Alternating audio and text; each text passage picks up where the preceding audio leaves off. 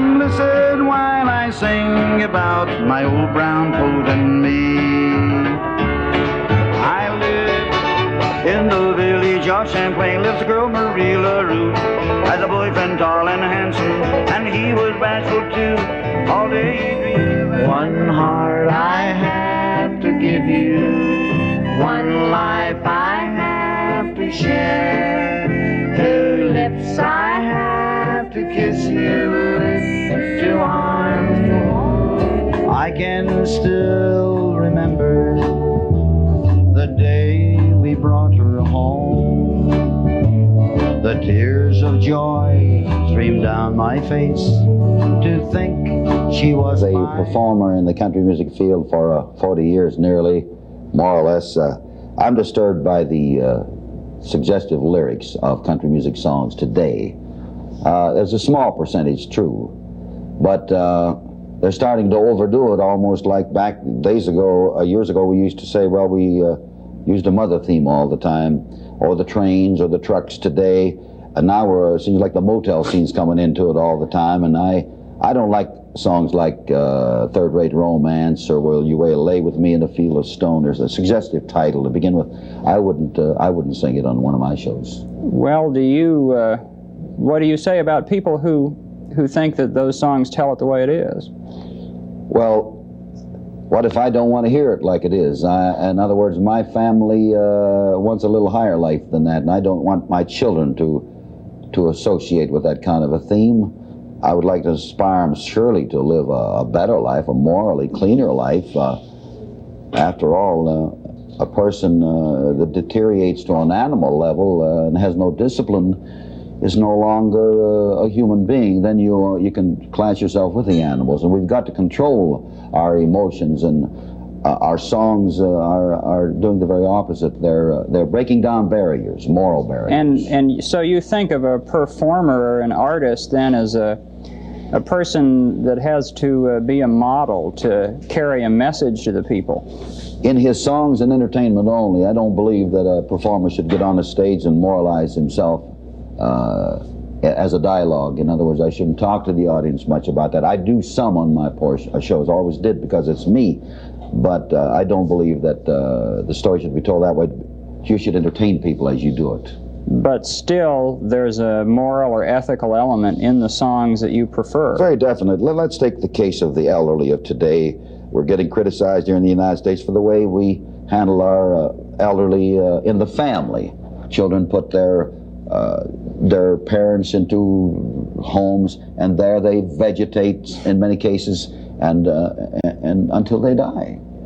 How about the song "That Silver-Haired Daddy of Mine," where you show your love for your silver-haired father, who's sacrificed so much to give you what you have in life. Maybe it wasn't much. Maybe it was just a plot of land from the old farm. Well, in China today, of course. Thousands tall and high. There's not a squire in all this land can wear such clothes as I.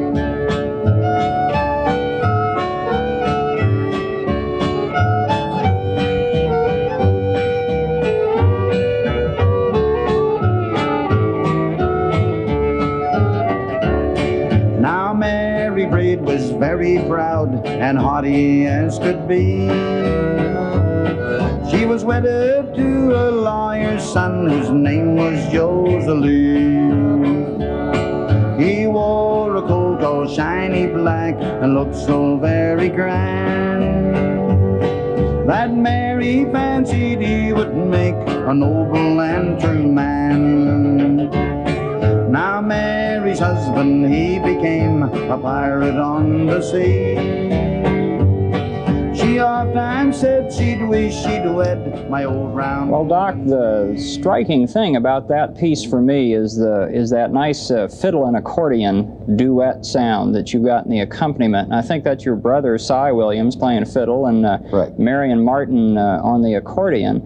It has a tremendously kind of a ring of Eastern Europe to it, do you think? I would say so. It is a style all our own. We perfected with my brother Cy Williams and Marion Martin. Marion Martin, by the way, of course, is Kioski's his last name. And what's your real name, and where are you from? My real name is S-M-I-K, which means fiddlebow in the Czechoslovakian language. And your parents came Both from? were immigrants from Czechoslovakia.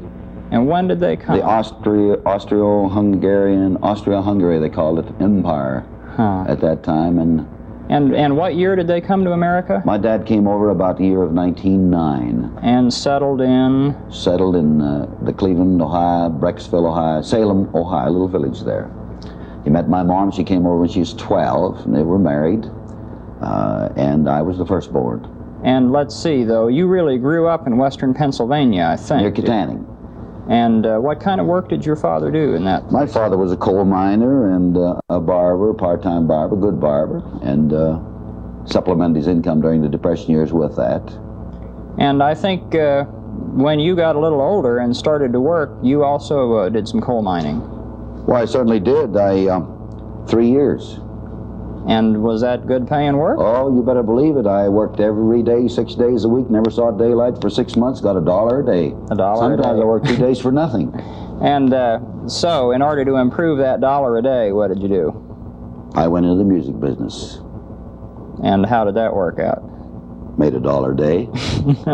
What kind of music work did you do? What was the first work that paid you money playing music? Well, back in the Depression years is exactly when I started, 1932, right in the middle of it. We played in Cleveland, Ohio. First we started square dances around Kittanning. Well, it didn't pay anything. So I went to Cleveland and worked in the what they called the beer gardens, and where you could get a bottle of 30 ounces of beer for a nickel. Of course, naturally, selling beer for 5 cents for that much, they couldn't pay much money either, so they paid me $1 a night. And was this what we would think of as, let's call it square dance music, or did you play some polkas? No, we sang at that time. We sang typical country songs at the time, like Red River Valley, Cowboy Jack, and Birmingham Jail. Those were the big hits of the... And then I guess your career got you on a number of radio stations, right? You must have worked on a half a dozen or so? Well, I first started in Cleveland, Ohio, in WJAY. 500 watt carried all over the country at that time. Later, I moved to Pittsburgh. Started on KQV, WJS, and WHAB Greensburg, a three-way hookup. But I first worked with a lady who ran a band, Miss Billy Walker. She was from Kentucky, and Big Slim the Lone Cowboy, well-known performer to many people. I got some valuable experience there in how to do a radio show properly on the air, you know, live.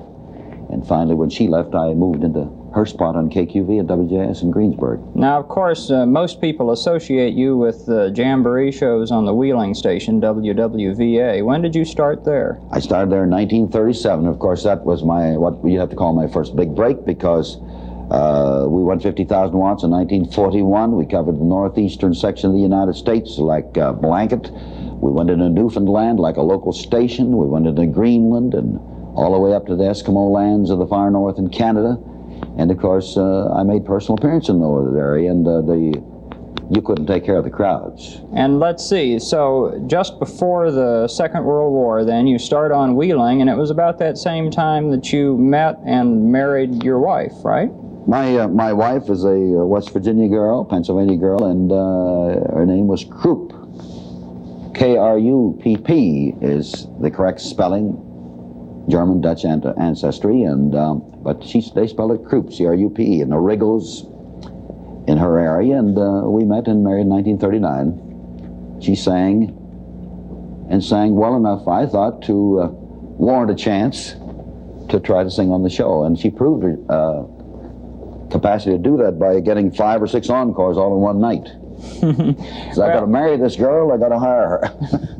Well, I'd like now to listen again to a bit of the first record that you and your group made, and it's one that features Chickie singing solo, made in 1947. It's one that has both a song and a recitation in it called Beyond the Sunset. The story should be told. It was recorded during the Christmas season of 1947 in Cleveland on the old disc cutters, no tape machines then. And We done it in desperation because we knew we had a hit, but no one wanted it. None of the major companies would want a sacred number with a recitation. They said nobody will buy it. So we invested our life savings into the first record, sent it to the radio stations in New York, WOR in New York, Baltimore, Washington, D.C., Richmond, Virginia, and that's where it made a hit in the biggest metropolitan areas in the United States, right in New York City. It jammed up the switchboard. Then all the record companies very frantically tried to get the rights or lease the master. Beyond the sunset, oh blissful morning, when with our Savior heaven is begun, earth's toiling ended, all glorious dawning, beyond the sunset, when day is done. Should you go first and I remain to walk the road alone, I'll live in memory's garden, dear, with happy days we've known. In spring I'll wait for roses red when fades the lilac blue. In early fall when brown leaves call, I'll catch a glimpse of you.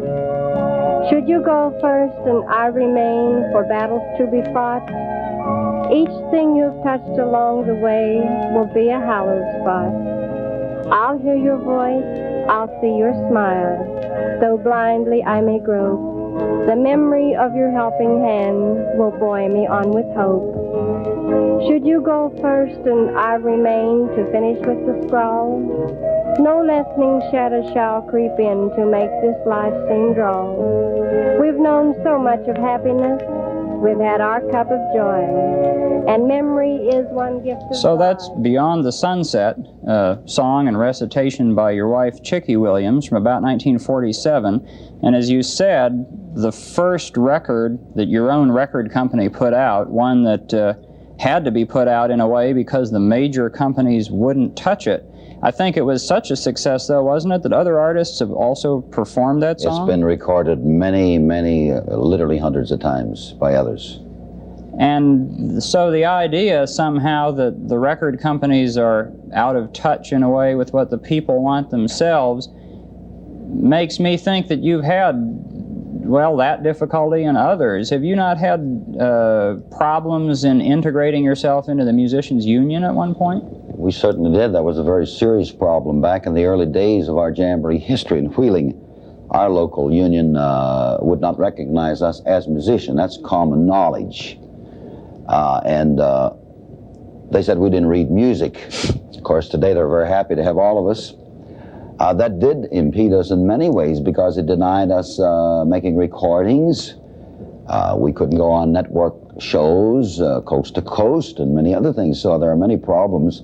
Fortunately, I hope that we're heading in a direction away from that. But then you see what I almost consider a monopoly in the record business.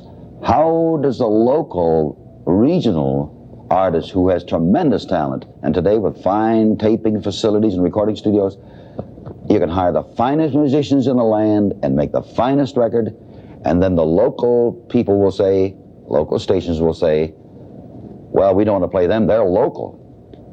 So there's another kind of a branch of the establishment, you might say, that also interferes or impedes artistry, the stations themselves. We've got to beat down the doors all over again. It's a constant problem and a struggle to beat through that local area into the radio stations. And or even a station that has live artists, say on a Saturday night hayride type program or something, may not even play those artists' own records during the week. That's correct, because in a way, perhaps you're considered second rate, I guess.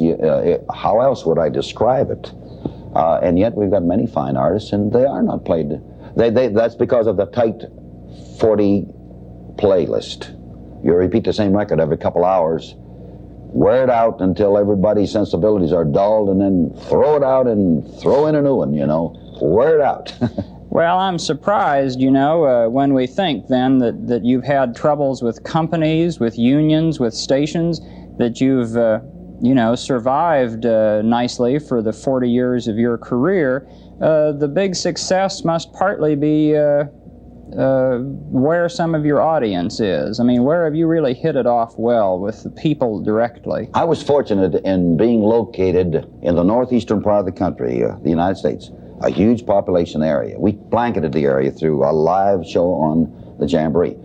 We could also cross the border, relatively simple at the time, no papers even necessarily. We could cross over, work, pay our income taxes, and come back. Into Canada. Into Canada, that's right.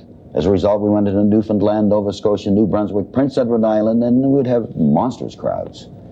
And there was nothing to impede us, except we were doing this all to the detriment of the local Canadian performer who had the same problem we've got now. And Parliament had to pass a law to get the Canadian performers on the air so they could do well in their music profession. Well, it seems to me, looking again at the recordings that you've made in your career, that sometimes you've selected songs or done pieces in a way to cater to that Canadian audience. We certainly did. And in just a minute, I want to take a listen to an excerpt of a tune called The Girl from Champlain. Was that a tune that you selected for Canadians? It's a Canadian tune originally called The Joys of Quebec, a very popular tune in Canada, square dance. We had some members of the band write lyrics to it. It was written about the village of Champlain, New York, which is on Lake Champlain, right on the Quebec border. So the two just naturally go together. A huge French population in that area anyhow, in New York and in Quebec, of course.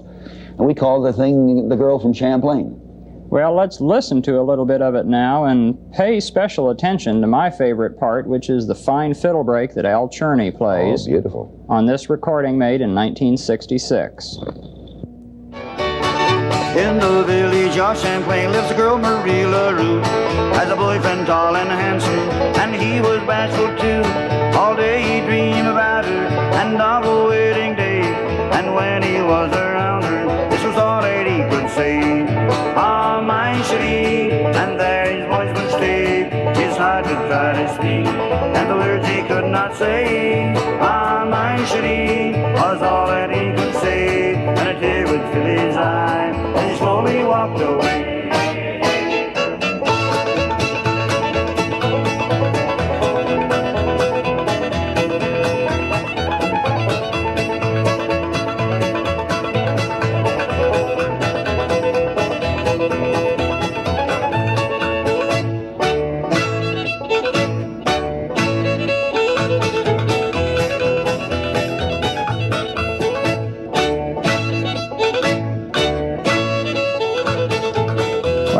That piece, and I love that fiddle playing, and it's fascinating to me to learn that Al Cherney is Ukrainian. Right. We've been talking a little about your Czechoslovak background.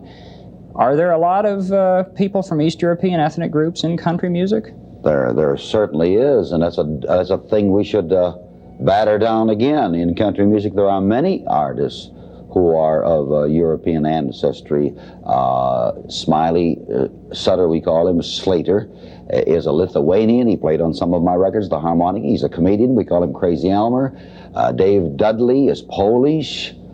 Marion Martin, who works Cordovar's accordion, is Polish, of course. Kioski. Pee Wee King is Polish. And Pee Wee King, of course, is the artist that had the big hits of... And he's also in the Hall of Fame. Tennessee Waltz, right, and he wrote Slowpoke, and some of those. Right. Well, let's listen to a tune now. It's a duet, an early duet that you and Chicky recorded called One Heart, One Life. And this tune features in the instrumental accompaniment Marion Martin on accordion and Smiley Sutter playing along with and him. Also a Frenchman, Ray Couture. Let's really get it ethnic. Okay, so here from 1952 is One Heart, One Life.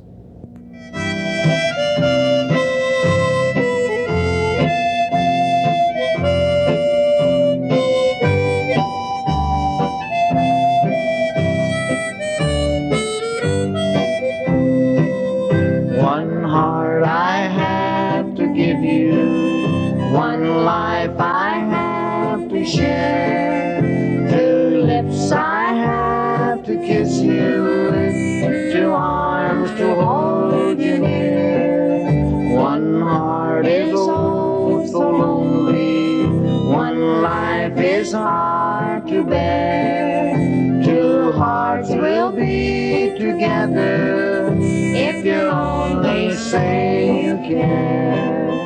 They say the chime of a wedding bell is the sweetest sound to hear, but the gentle kiss of a baby's lips is a touch beyond compare.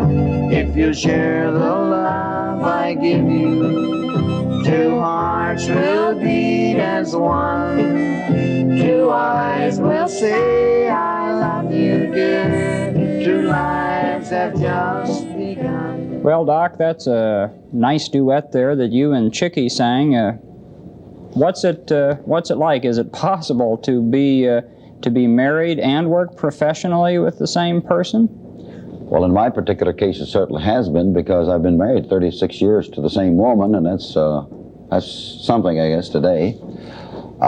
I think that the high divorce rate among show and professional people is because they don't have the same community of interest. In other words, we've worked together. We've had 3 daughters. We've raised them. They're all adults and successful human beings. And we, of course, have combined Chicky's career as a mother, if you want to call that a career, and it is really, and also an entertainer. She's been a professional entertainer with a hit record. I think that one of the reasons why we have a high divorce rate is you're liable to be a movie star or a recording artist and be in California, and your wife might be in New York City or overseas in England or goodness knows where. This doesn't make for marriage, and of course many marriages are split up just for that reason alone. Now, bringing your family into the act, of course, didn't just include Chicky. I think at a very early age, the girls also came on stage and started singing, called Chicky's Little Chicks, I think. Right. The youngest was 4 years old, Karen. We called our daughters Peeper, Pooch, and Punkin. Those are little nicknames that we used at that time, and of course they sang on the stage from the time they were 4 and about 5 and 6. They all lined up like dominoes, and they're at home on the stage even today. They just grew up in it. Do you think of that as a sort of a moral example about family life? Why, certainly. I would say very strongly the fact that when they were little girls, they traveled with us in the summer months when they were out of school. We went to Canada together. We shared our problems and troubles, and they grew up and they knew how their parents lived and how to live. You made one record album of sacred tunes with the 3 girls, which of course has strong moral implications, and I think we ought to listen now to a tune from that 1967 record with Peeper and Punkin, I think, singing along with you on a tune called Be Still. Each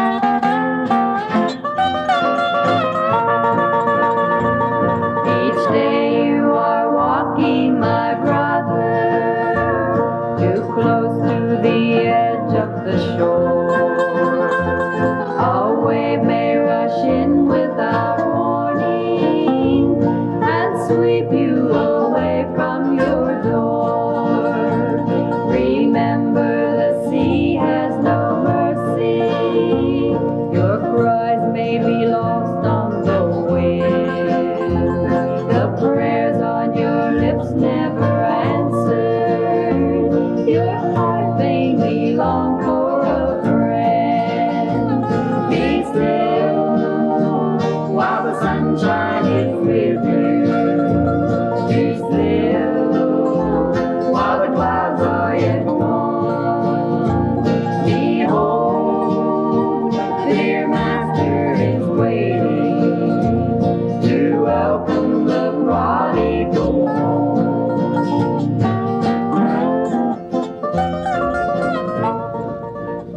Well, Doc, it seems very fitting somehow to sort of finish up this look at your career with a religious song, and a fairly recent recording too.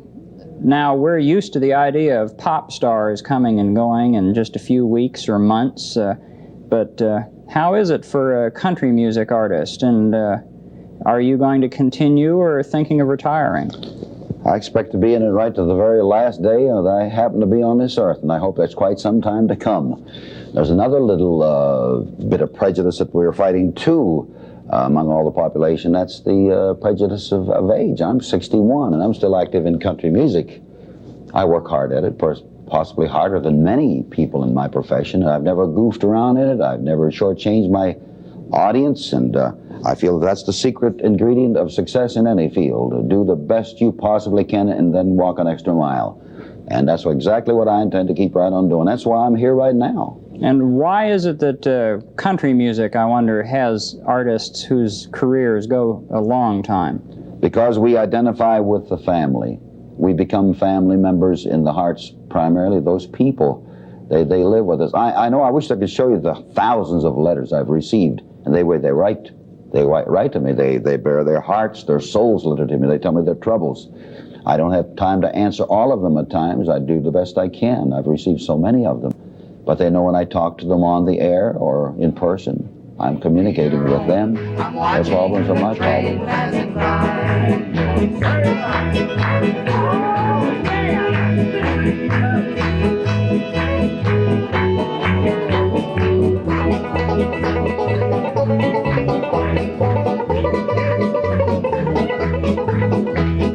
Standing by the station each morning and night, I see everyone all greeting their own. I think of your promise of a gold wedding ring, of babies so sweet and our little cottage home.